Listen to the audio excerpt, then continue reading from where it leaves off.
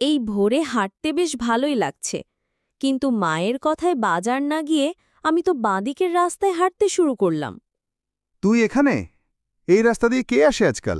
আরে কাকা, আপনি তো আমাকে ভয়ই পাইয়ে দিলেন। এই দিকটা আমি আগে কখনো আসিনি। এই রাস্তা তো জমিদার বাড়ির দিকে যায়। অনেক রহস্য ঘেরা জায়গা এটা। রহস্য মানে? কেমন রহস্য?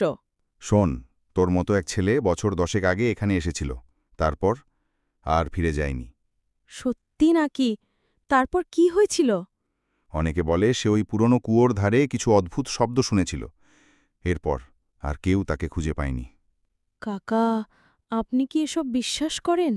বিশ্বাস না করলেও এসব গল্পে একটা টান আছে। আর তুই তো দেখি গল্প শুনেই থমকে গেছিস। না কাকা, আসলে আমি নিজেই ভেবেছিলাম এখানে কিছু আছে। মনে হচ্ছিল কেউ যেন ডাকছে।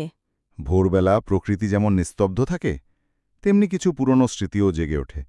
সাবধানে চলিস। আজ একটা নতুন জগৎ দেখলাম।